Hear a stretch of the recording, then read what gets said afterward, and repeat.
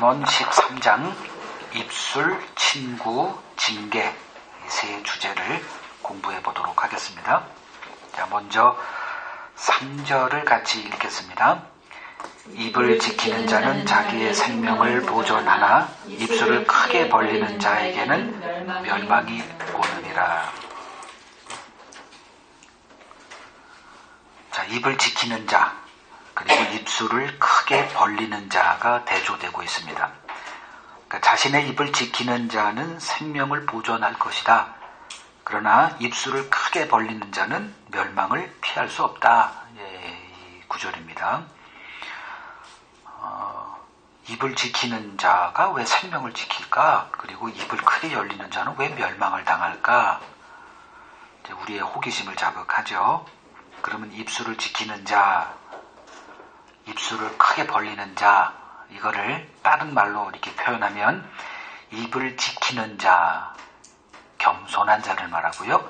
입술을 크게 벌리는 자는 교만한 자를 이제 말합니다. 그걸 제가 입증을 할 거예요. 왜 이렇게 결론을 내릴까? 자, 첫 번째 이사야서 6장 5절을 읽으시고 거룩하신 하나님 앞에 섰을 때 이사야가 자백한 범죄는 무엇이었는가 한번 보겠습니다. 이사야서 6장 5절 이사야서 6장 5절 읽죠. 그때 내가 말하되 화로다 나여 망하게 되었도다.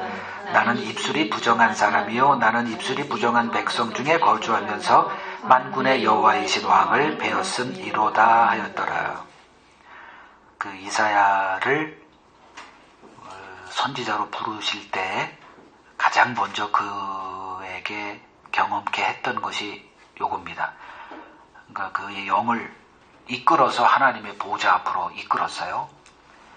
그 하나님의 보좌를 보는 순간에 이사야가 뭘 보게 되느냐? 자기 자신의 악함을 보게 되는 건데 뭘 자백하냐? 내 입술이 얼마나 부정한가에 대해서. 그러니까 부정하다는 것은 이스라엘 백성들은 하나님과 관련된 단어예요. 부정, 하나님과 나갈 수 없어요. 하나님 앞에. 부정한 자는 하나님과의 관계가 단절된 그거를 상징하는 언어였어요. 부정하다. 그러니까 죄와 직결된 단어죠. 부정하다. 내 입술에는 뭐로 가득하다?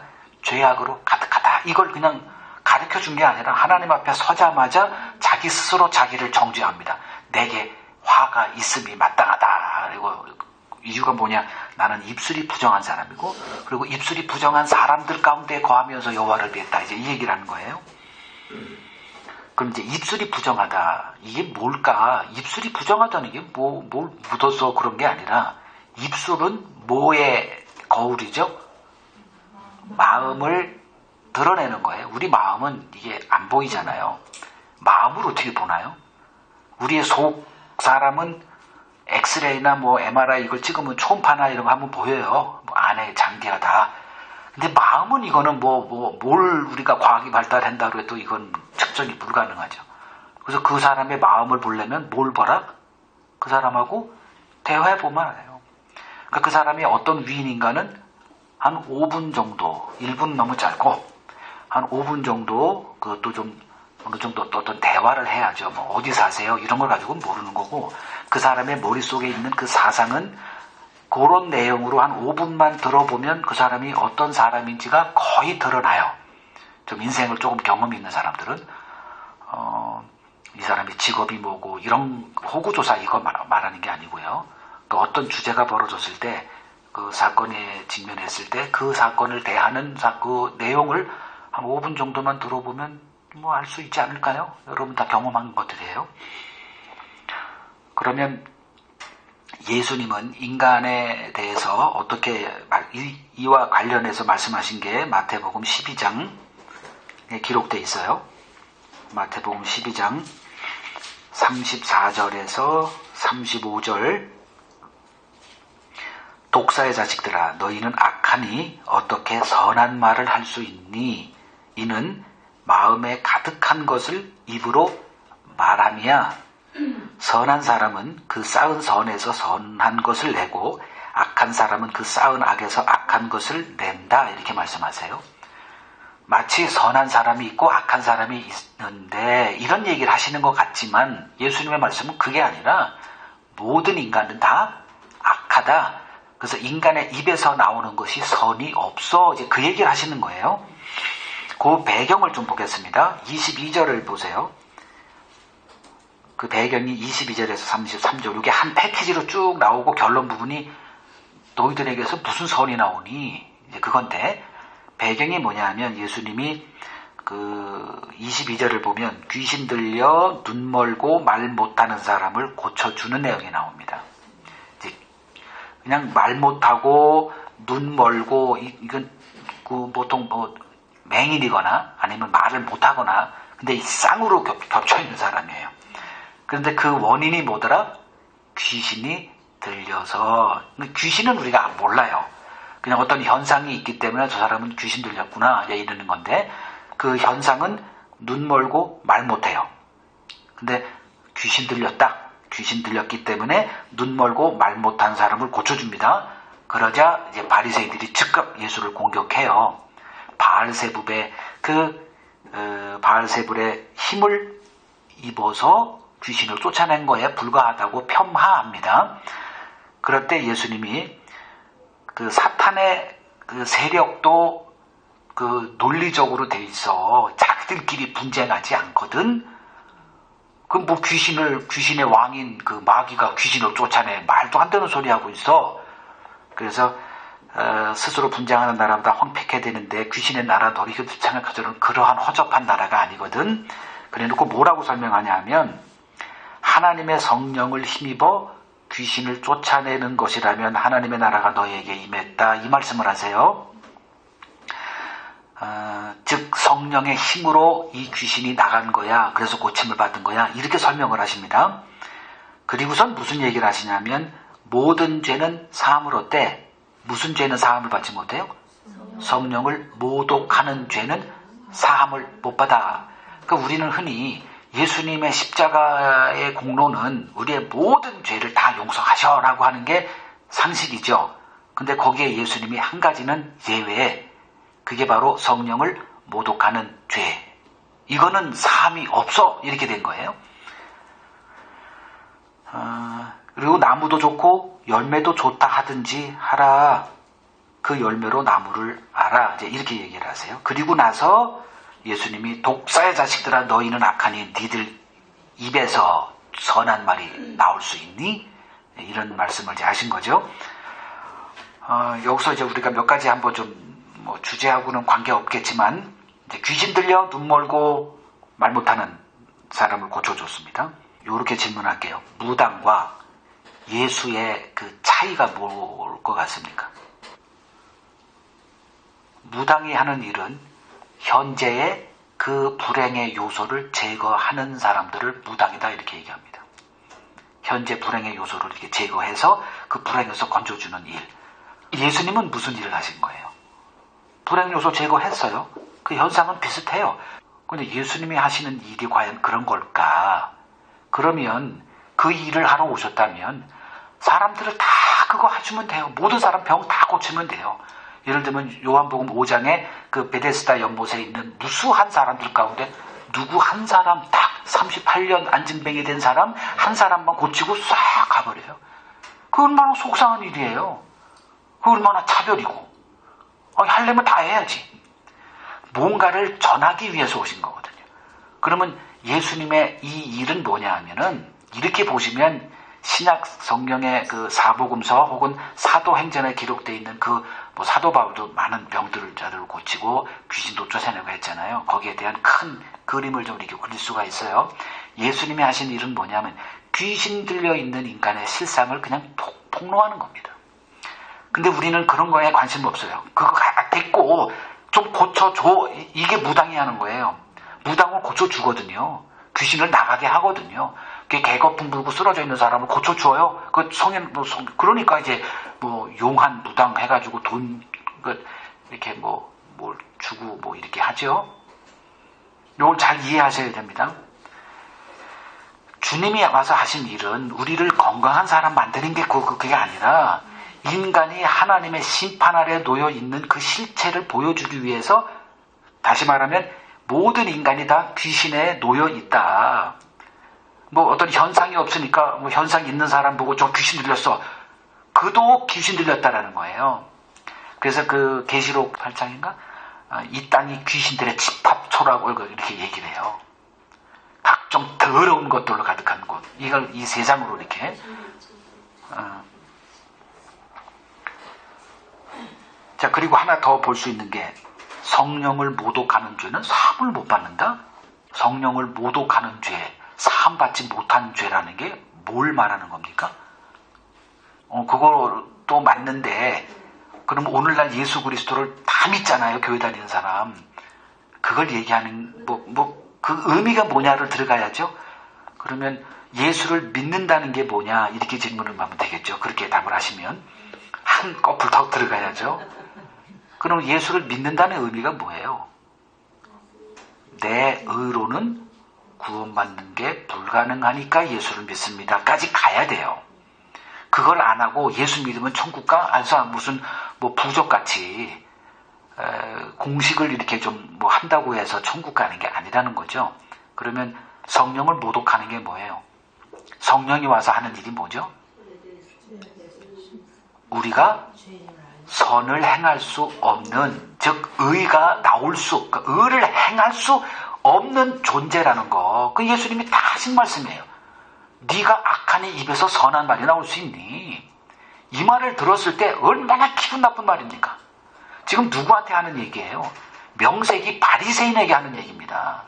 바리새인이라면 오늘날 급 있는 목사들이에요. 누가 봐도 우리 목사님은 천국 가면 1순위의 이런 그 존경과 사랑과 칭찬 모든 걸 다 한 몸에 받고 있는 그 바리새인들을 향해서 직접판을 계속. 그러니 바리새인들이 모든 유대인들의 존경과 사랑과 이걸 받고 있는 사람들인데, 뭐로? 경건한 행위로. 거기다 대고 예수님이 항상 그들을 상대도 안 하고 어떻게 그들이 초대했다 그러면은 늘 그들을 까뭉개버리는 얘기만 했거든요. 얼마나 기분 나빠요. 그러니까 제자들이 하도 이 사교성 없는 예수한테 그 말로 저들이 모독을 받는 줄을 왜 좀 모르세요? 좀 그러지 말아요. 그 제자들에게 책망 들을 정도로 예수님이 입이 거칠었어요. 그러니까 직설적이었다는 거죠. 우회적으로 돌려 해본 적이 없어요. 성령 모독죄란 자기 의를 포기하지 않는 죄예요. 그러니까 성령을 받은 자를 그 그리스도인이라고 얘기하잖아요. 성령을 받아야만 이 실체를, 내가 어떤 자인지, 그것을 지금 누구에게 보여줬어요? 이사야를 영을 하나님의 보좌 앞으로 이끌어서 서게 하자마자 내 입술이 부정하다. 나는 하나님 앞에 나가 난 죽었다. 이 공포와 두려움에 한번 경험을 시킨 거죠. 그러니까 여러분들의 입술이 여러 가지 이렇게 순화되고 교양적으로 됐죠. 문화인이죠, 우리는. 그래서 입술이 이렇게 좀 거칠게 하지 않아요. 학교 사회생활 하면서 문화인이 되면서 어떻게 좀 고상한 말을 할 줄 아는 사람들입니다, 여러분들은. 근데 그게 예수님이나 하나님 통하지가 않으니까 문제예요. 말을 고상하게 한다고 해서 그게 이렇게 면제되는 게 아니죠. 그럼 우리들의 입술은 뭐냐? 우리 마음의 거울이다. 근데 우리는 이걸 포장을 했죠. 옷을 이렇게 미화시킵니다. 이렇게 아름답게 해서 문화인답게 이렇게 말을 하는데 하나님은 속이지 못하죠. 그래서 성경이 고발하고 있는 인간은 그냥 그 안에 있는 모든 더러운 것들을 혀로 다 이렇게 뽑아내는 겁니다. 그래서 말이 문화인이냐 이걸 보는 게 중요한 게 아니고 그 사람의 말의 동기, 그 사람의 말로 인해서 어떤 결과를 가져오느냐, 그걸 보는 거예요. 말을 얼마나 이렇게 고상하게 하고 문화인처럼 하느냐, 이거는 아무 의미가 없어요. 그 사람이 그때 그 말을 함으로써 무엇을, 어떤 결과가 나타나느냐, 이제 그거를 지금 보는 거죠.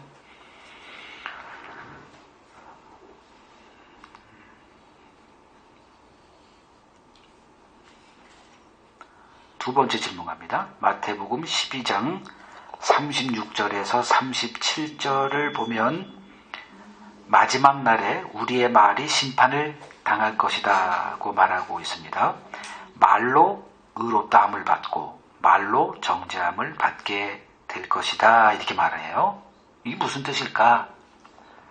마태복음 12장 36절에서 37절. 그러면 의롭다함을 받게 하는 말이 있고요. 정죄함을 받게 하는 말이 있대요. 그 예가 누가복음 18장 9절에서 14절에 정확하게 기록되어 있습니다. 그러면 정죄함을 받는 말이 있고 의롭다함을 받는 말이 있어요. 그 신자는 어떤 말을 하는 자들인가? 요거를 한번 나눠보시기 바랍니다. 누가복음 18장 9절에서 14절을 쭉 보시고 정죄함을 받는 말이 무엇이고 의롭다함을 받게 하는 말은 무엇인가? 그 두 사람이 나오죠. 그 9절에 보면 자기를 의롭다고 믿고 그래서 상대방을 멸시하게 하죠. 그 멸시의 대상이 누구죠? 경건한 행위가 없는 사람을 멸시합니다. 이 얘기는 자기는 어떻다? 선을 행할 줄 안다고 생각해요. 다시 말하면 내가 어떤 것을 하면 이것이 의가 된다고 생각하는 그 마음, 이게 성령을 모독하는 겁니다. 예를 들면 아주 그냥 구체적으로 주일날 남들로 놀러 가는데 우리는 경건하게 온 가족이 이렇게 깨끗한 옷을 입고 정결한 더러운 생각을 하지 않고 아침부터 TV도 안 보고 뭐 이렇게 깨끗한 마음으로 이렇게 예배당에 와서 예배를 드리고 찬송하고 헌금 드리고 설교 듣고 기도하고 사귀고 하는 이런 것을 하나님이 기뻐하실 거야 라는 그 생각이 지금 이 바리새인의 생각입니다. 이들이 뭘 해요? 주일날 놀러 가는 자를 멸시해요. 그러니까 자기 어떤 행위를 자기가 하는 어떤 행위에 하나님이 의를 이렇게 보상을 해준다는 그 생각, 이게 오늘날 기독교에 상식화되어 있어요. 그래야 목회가 되니까 목사들이 그런 얘기를 해주는 거예요. 11조도 온전한 11조가 있고 막 그래서 온전한 11조 결과물이 우리 자녀들이 다 하버드 뭐 MBA 뭐 다 그런 걸 갔어. 그것도 뭐 다 장학금으로 갔어. 뭐 요런 얘기들. 이게 지금 요 바리새인의 그 언어입니다. 그러니까 이거를 분별할 줄 알면은 제 설교가 왜 이런 얘기를 하는지 이해가 돼요. 이걸 분별하지 못하면 우리들이 그래도 뭐 선한 걸 할 수 있으니까 선을 행하라고 성경이 말하겠지. 이런 생각을 갖고 있는 분들은 제 설교 백날 들어봤자 이해 못해요.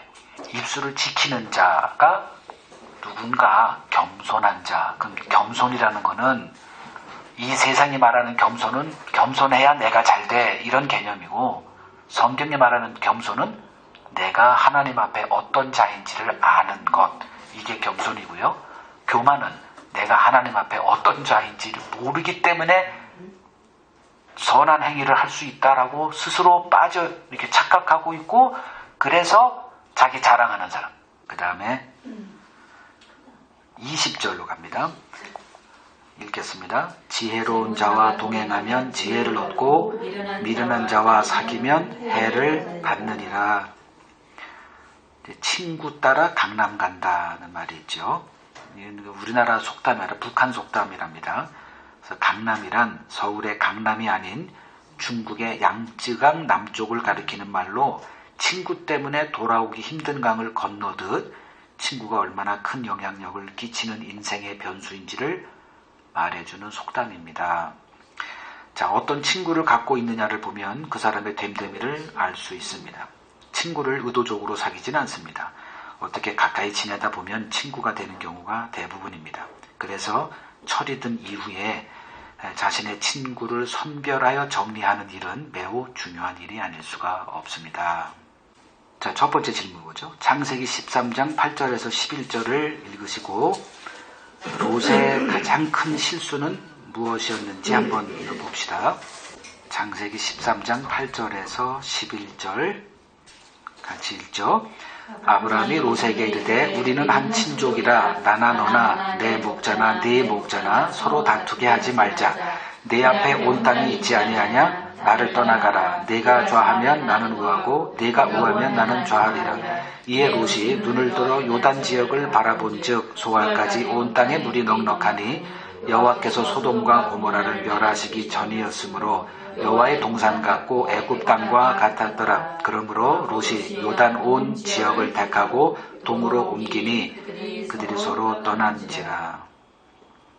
자, 이걸 보면 롯이 어떤 사람이었는지를 알 수가 있습니다.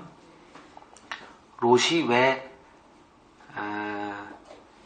그 소돔 고모라 지역을 선택을 하고 아예 그곳으로 거주지를 옮겨서 정착을 했을까? 왜 그랬을 것 같습니까? 그냥 이렇게 한번 보고 좋아서 갔다, 이건 너무 아니란 생각이고요. 사람이 어디를 이미 이렇게 그냥 여행 가면 이렇게 보고 갈 수도 있죠. 근데 가서 사는 거거든요. 그러면 뭐 했을 것 같습니까? 소돔과 고모라 지역을 자기 혼자 미리 가서 다 살펴본 거예요. 사람들이 어떤 사람들인가 확인하고, 이거 하지 않고 이사하는 사람 봤어요. 뭐 하나님이 아브라함을 부를 때야 갈 바를 알지 못하는 곳으로 그냥 이렇게 떠밀려서 이렇게 갔지만, 이건 하나님의 부르심이 아니거든요. 인간이 하는 거는 항상 뭐부터 하더라? 계산, 점검, 확인하더라.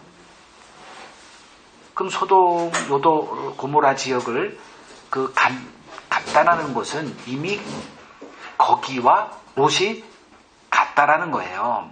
그러니까 가지. 살 수 없는 곳이라면 가겠어요? 막상 가보니 거기 있는 사람이 딱 통한 거예요. 누구를 만났든 간에 이런 친구라면 내가 사귈 수 있어. 확인하고 거기로 갔으니 롯은 소돔과 고모라더라. 즉 소돔과 고모라는 뭐의 상징이죠? 이 세상을 상징하는 거예요. 이 세상에 딱 맞는 거예요. 그래서 그 하나님이 우리를 이 세상에서 건지기 위해서 뭘 하시느냐 하면 이 세상 사람들과 같이 사귈 수 없는 자들로 하나님이 만들어 놓으세요.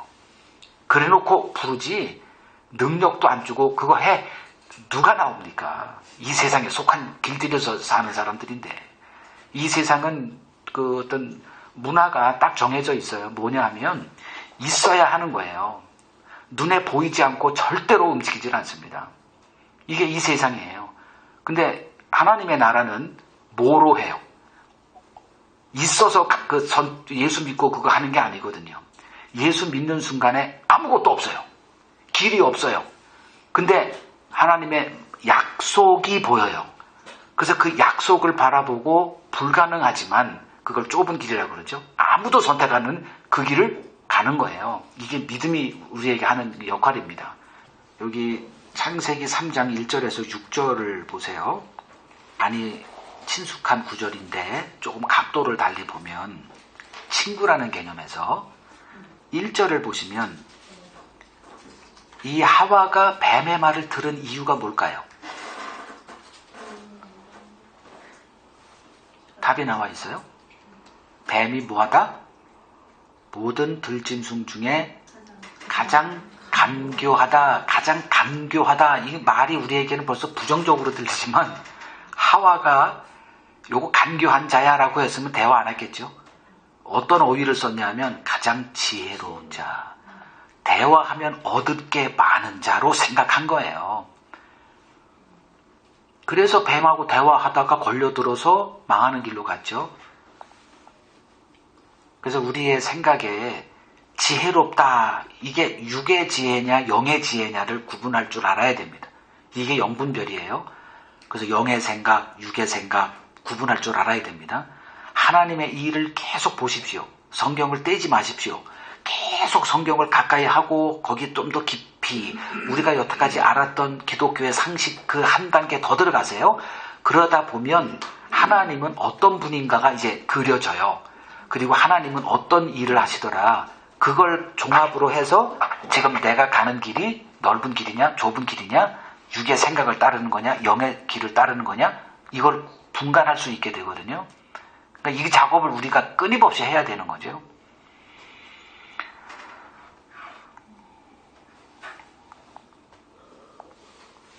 그러니까 세상에서 가장 지혜로운 자가 하나님을 가장 대적하는 자, 요게 바로 그 뱀의 모습으로 등장한 사탄의 그 실체다. 이렇게 하면 되고요. 그 다음에 마지막 질문으로 갑니다. 3번 질문 24절 읽겠습니다. 매를 아끼는 자는 그의 자식을 미워함이라. 자식을 사랑하는 자는 근실히 징계하느니라. 자, 자식에게 매를 아끼는 부모와 그리고 자식을 징계하는 부모가 대조되어 있죠.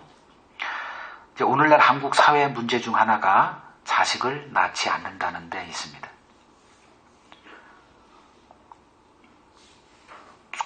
한 거의 190개 국가 가운데 제일 출산율이 낮다 그러죠. 뭐 애를 낳아도 한 명만 낳아서 잘 기르자, 똑바로 기르자, 힘들게 키우지 말자, 아마 이런 생각일 겁니다. 그래서 이제 벌어진 일이 뭐냐면 자식을 상정같이 키우는 일이 이제 보편화됐어요. 옛날에는 고난은 돈 주고도 못 사, 뭐 이런 개념들, 그래서 강하게 키우고 쓰러져도 일어나, 뭐 이랬는데 요새 그런 부모 만나면 학대, 뭐 이렇게 돼요. 뭐 애들한테 조금 뭐 손찌검, 이거는 미개한 부모 이렇게 돼버리고요. 법적으로까지 가요.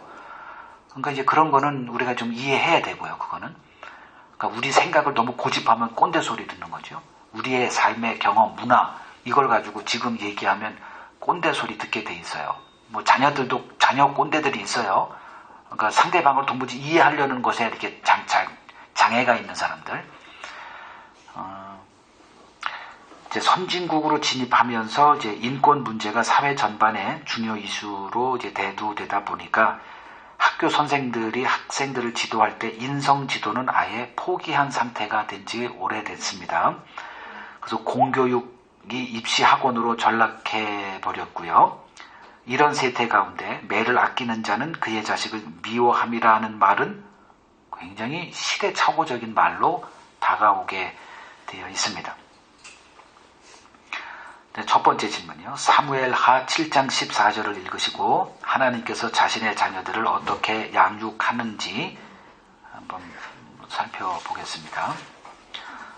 사무엘하 7장 14절 읽겠습니다.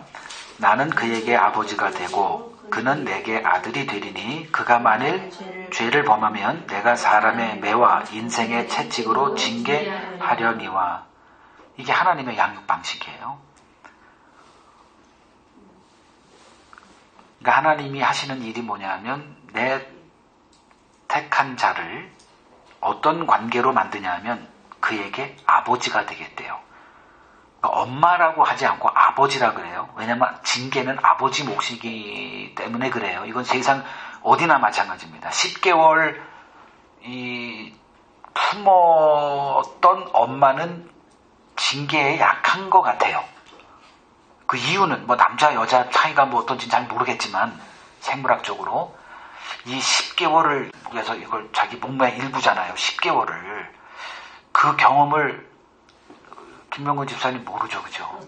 이해도 못하죠. 10개월 동안 이걸 이렇게 자라고 있는 아이를 이거다 내 몸에다 품고 지내, 이건 남자들이 경험할 수가 없어요. 그래서 그 여자의 몫이 있고 남자의 몫이 있어요. 이렇게 길 가다 보면 알아요. 꼬마아이가 이렇게 자빠지면 남자는 아빠들은 일어나 꼼짝도 안 하고 말로 일어나. 엄마는 말하지 않고 뭐로 가요? 달려가요. 달려가서 일어놓고 어디 다친 데 없어 이러는데 남자는 그러지 마. 이 두 개가 함께 가야 되거든요. 그게 이제 여기서 징계라는 것으로 나와요. 나는 그에게 아버지가 되고 그는 내게 아들이 된대요. 이 부자 관계인데 그게 뭐로 나타나냐면 징계라는 단어로 이게 다 이해가 되어져요. 그래서 그 아빠 역할은 품어주는 것보다는, 물론 이제 그거 잘못하면 요새는 꼰대 아빠가 되더라고요. 그것도 요새는 잘해야 돼요. 징계도 잘해야 되고 품어주는 것도 잘해야 되고, 요새는 역할이 이렇게 이제 많이, 이게 선진국으로 가는 뭐 대가인데, 자, 하나님은 어떻게 하느냐? 아들 취급하겠대요. 그래서 아들이기 때문에 징계하겠대요. 사람의 매와 인생의 채찍으로, 이렇게 표현을 합니다. 그래서 히브리서 12장 6절을 보면 아주 구체적으로 설명해요. 히브리서 12장 6절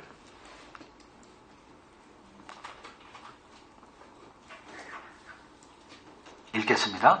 주께서 그 사랑하시는 자를 징계하시고 그가 받아들이시는 아들마다 채찍질 하심이라 하였으되, 아들이기 때문에 징계한다는 거예요.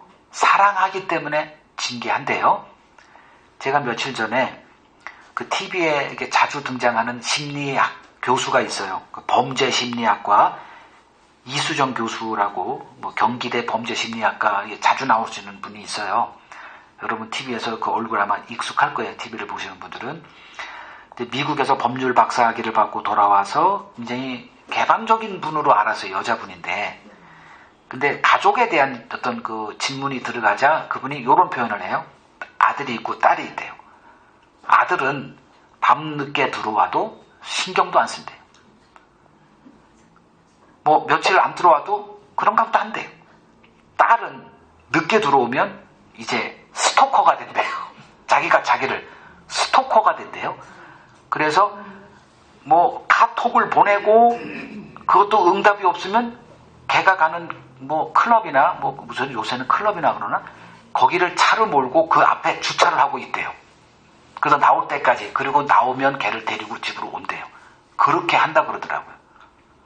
근데 자, 왜 딸한테는 그러죠?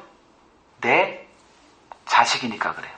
근데 다른 사람들에게는 어떻게 조언하냐 하면, 인생 한 번 주어진 거니까 네 멋대로 한번 꿈을 펼쳐봐, 이렇게 한답니다. 근데 자기 자녀에게는 스토커가 돼요. 이거는 인간의 본능이라 바꿀 수가 없어요. 자기 자녀에게 네 인생을 한 번 주어진 거니까 네 멋대로 해봐, 그런 부모가 있어요?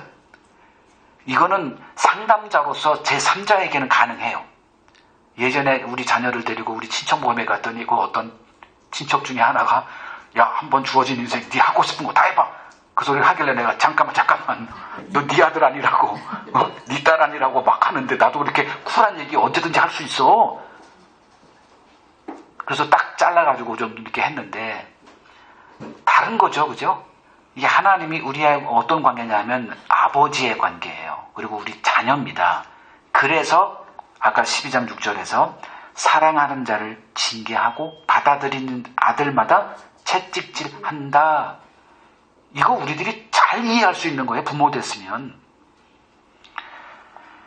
왜 하나님께서 우리의 인생을 채찍질할까? 하나님이 보시는 거는 뭘까? 그래서 이 땅의 복을 구하는 자들에게 우리가 반드시 이걸 이해해야 됩니다. 오늘날 한국교회가 하나님을 믿는 이유는 이 땅에 복 얻고자 하는 거라고 이거 부인 못해요. 말은 천국 하지만 그 천국도 성경이 말하는 천국이 아니라는 건 내가 수도 없이 얘기했고요. 자, 창세기 47장 9절 보겠습니다. 그 구절을 읽으시고 하나님은 야곱의 인생을 어떻게 인도하셨는지 보겠습니다. 그러니까 야곱 한 사람의 특별한 인생이 아니라 그 사람의 패턴을 보자는 거예요. 읽겠습니다. 야곱이 바로에게 아뢰되 내 나그네 길의 세월이 130년이니이다. 내 나이가 얼마 못되니 우리 조상의 나그네 길의 연주에 미치지 못하나 험악한 세월을 보내었나이다 하고, 지금 야곱의 나이가 130이라고 자기가 말해요. 그 130년 동안 하나님의 간섭 아래 그가 놓여 있었다는 것을 야곱이 누구보다 잘 알고 있어요. 지금 애굽에 내려올 때도 하나님의 허락 받고 온 거예요. 하나님이 그러니까 이스라엘을 그 가나안 땅을 벗어나는 것이 어떤 의미인지를 알고 있기 때문에 내 아들이 애굽의 총리가 돼 있다는 걸 알면서도 못 가. 그리고 전전긍긍하고 있을 때 하나님이 나타나셔서 애굽으로 가라 이렇게 하세요. 그리고 다시 내가 너희들을 많은 민족으로 돼서 내가 다시 이곳으로 돌아오게 하겠다는 약속 받고 지금 내려와서 바로 앞에 섰을 때 바로에게 한 고백이에요. 그리고선 이런 얘기를 하는 거예요. 우리 조상의 나그네 길에 연조에 미치지 못하나 험악한 세월을 보냈습니다.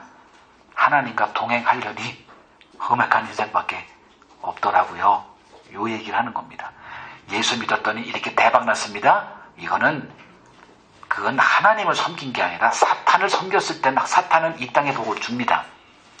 근데 하나님을 섬긴 자의 고백이라면 이런 얘기하면 안 되죠. 물론 마음의 평강으로 사도 바울이 성경에 기록되어 있는 우리의 모든 것을 넘치도록 주시는 그게 이 세상의 현실의 복이 아니거든요. 그걸 그냥 문자적으로 해석하고 이 땅의 복을 강조하는 그러한 사람들 얘기는 그냥 쓰레기통에다 버려버리시면 돼요. 성경이 얘기하는 대로 가야죠. 좀 내 입맛에 맞지 않아도. 그래서 험악한 인생으로 우리를 인도하시는 그 하나님의 뜻이 무엇일까? 마지막 구절 사사기서 2장 1절 3절 읽겠습니다. 하나님께서 이스라엘 백성들에게 가시와 올무를 남겨두신 이유는 무엇이었을까 보겠습니다. 사사기서 2장 1절에서 3절 읽습니다. 여호와의 사자가 길갈에서부터 복임으로 올라와 말하되 내가 너희를 애굽에서 올라오게 하여 내가 너희의 조상들에게 맹세한 땅으로 들어가게 하였으며 또 내가 이르기를 내가 너희와 함께 한 언약을 영원히 어기지 아니하리니 너희는 이 땅의 주민과 언약을 맺지 말며 그들의 제단들을 헐라하였거늘 너희가 내 목소리를 듣지 아니하였으니 어찌하여 그리하였느냐. 그러므로 내가 또 말하기를 내가 그들을 너희 앞에서 쫓아내지 아니하리니 그들이 너희 옆구리에 가시가 될 것이며 그들의 신들이 너희에게 올무가 되리라 하였노라. 지금 이스라엘 백성들에게 가시와 올무를 주신 분이 하나님이세요. 그 이유가 뭐죠? 1절에 2절 근거가 있죠. 내가 너희들을 이 땅으로 보내서 정착하게 할 때 이렇게 말하지 않았니? 어떤 말? 2절에 너희는 이 땅의 주민과 언약을 맺지 말며 그들의 제단들을 헐라했거늘. 근데 그걸 안 했죠. 안 한 이유는 이걸 기억을 못해서 안 한 게 아니에요. 그 말씀대로 살았다가는 죽을 거니까. 살지 못하니까. 그래서 이들은 어떤 사람들이냐면 400년 동안 노예로 살았던 사람들이에요. 노예는 자기 삶이 없어요. 주체적인 삶을 살아본 적이 없는 사람들이에요. 그랬다가 모세의 인도를 받고 애굽에 가서 40년 동안 그냥 하나님이 주신 만나만 먹고 살았던 사람들이에요. 그러니까 자생 능력 제로. 그들을 가나안 땅에 들어가서 정착하고 살 때 어떻게 살아야 되느냐. 그냥 하나님만 믿고 살래요. 6년 동안은 일하다가 7년째는 아무것도 하지 말래요. 죽겠어요. 근데 옆에 사람들하고 이렇게 보니까 그들이 어떻게 살아요? 사는 법을 알아요. 기가 막히게 아는 사람들이에요. 그러니까 우리가 세상 사람들을 보면 직장 생활하거나 사업하는 사람들 보면 어떻게 먹고 살고 이 땅에서 잘 사는 거 잘 알아요. 그걸 딱 보고 그 길을 간 거예요. 금융정보, 무슨 정보, 부동산 정보, 재테크, 세상 사람들이 이미 달인이 돼 있어 살아요. 그들을 어떻게 배척하고 살아가죠? 그래서 그들의 삶을 그대로 따라가기 시작한 거예요. 여러분들도 거기서 예외가 아닐 거예요. 이 세상을 배워야 살아요. 근데 하나님은 나만 바라봐요, 그냥. 그것이 이제 성경에 여러 형태로 나타나지만 한마디로 얘기하면 나만 바라봐요. 이게 오늘날 그리스도인들에게는 그리스도 안의 세계로 그리스도 안에 머물러 이건데 과연 이렇게 살 수 있겠느냐 이제 그거죠. 내쫓으라고 했는데 안 하니까 내가 내쫓지 않을게. 하나님이 아예 선언을 하세요. 그래서 너희들에게 가시가 있고 올무가 되게 하겠대요. 거하게 하면서 그들이 너에게 가시가 되고 올무가 되는 삶을 경험시켜 주겠다. 왜? 니들이 의지하고 배우려고 하는, 가려고 하는 그 길이 결국은 뭐가 되더라? 가시가 되고 올무가 되는 것을 경험시켜 줄게. 내 말 가지고는 안 되니까 니들이 그래 가봐. 그거 해봐. 그리고 나서 하나님이 계속 치는 거예요. 채찍질하고 매 때리고. 이스라엘 역사 보세요. 하나님이 가나안에 들여보내서 그들에게 축복 준 경우는 아주 극히 드물어요. 거의 99%는 매 맞고 채찍질하고 병 들고 쫓겨나고 재해 들고 기근 순 그런 거예요. 그러다가 결국은 북이스라엘 망하고 남유다 망하고. 한 구절만 읽고 마칩니다. 요한복음 14장 18절 읽습니다. 내가 너희를 고아와 같이 버려두지 아니하고 너희에게로 오리라. 고아와 고아 아닌 자들 차이가 무엇일까? 하나님의 간섭을 받는 게 고통일 거예요. 그게 가시고 올무가 될 거예요, 우리는. 근데 그거로 인해서 이 세상에 가질 않아요. 이게 복이라는 거죠. 네, 이것을 우리가 바로 이해한다면 우리 삶에 우리가 경험하는 이해할 수 없는 그러한 삶도 하나님의 일의 관점으로 보면 충분히 우리가 수용할 수 있게 될 겁니다. 오늘 여기까지 하겠습니다.